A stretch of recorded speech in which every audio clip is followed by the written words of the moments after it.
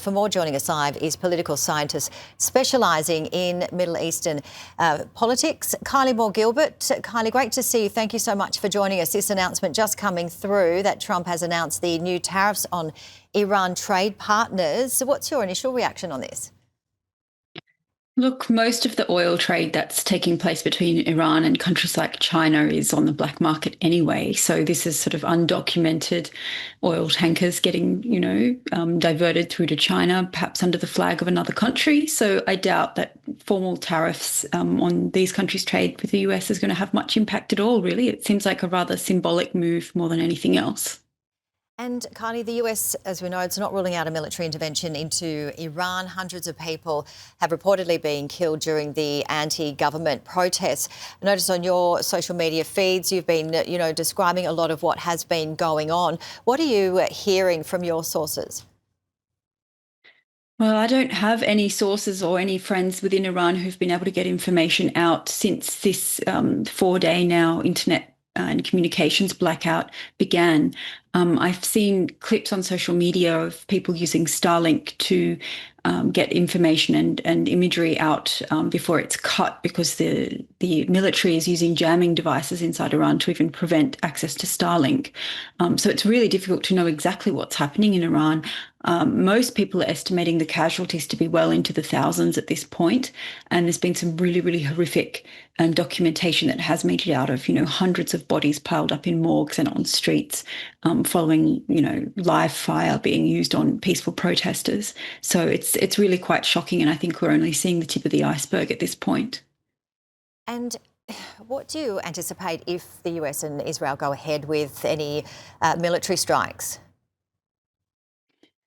I'm not sure whether they will, and I'm also not sure whether that's a good idea. For one, where are they going to strike, and is it actually going to backfire and embolden further that very small but heavily armed group of regime supporters who are currently putting down the protests?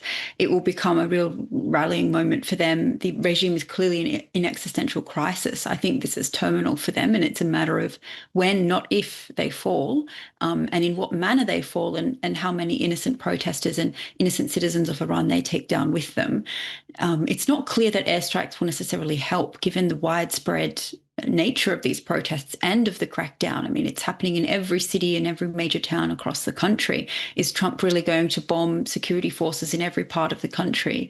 It could easily make things worse. I think what is needed is support for the Iranian people, particularly around this communication blackout. Bolster Starlink further. Cyber attacks and hacking attempts to get the internet back online would be really, really useful right now. Just publicizing what's happening, trying to shine a light on, the people in Iran fighting in the streets for their lives right now, for the cause of freedom and the ability not to live under this tyrannical dictatorship. We need to shine a light on that, but I'm skeptical as to whether military intervention will have the desired effect. And we're hearing a lot of commentators, drawing parallels to the protests in 1979, other protests throughout other years as well. How do you compare these recent protests that we have seen escalate over the past few weeks?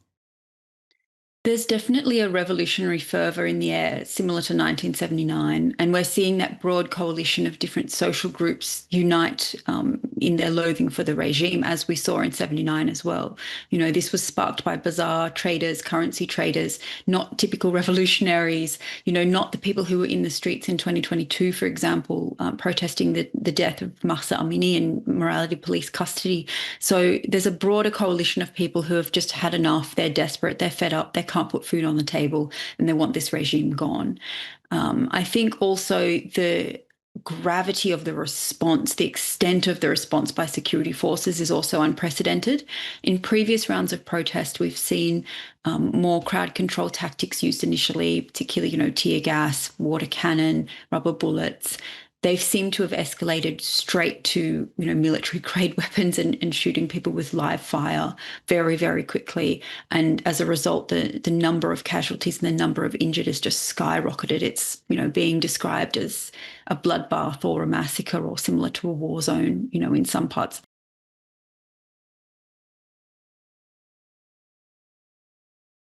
For their survival as well. Dr. Kylie Moore-Gilbert, really appreciate your time and analysis. Thank you.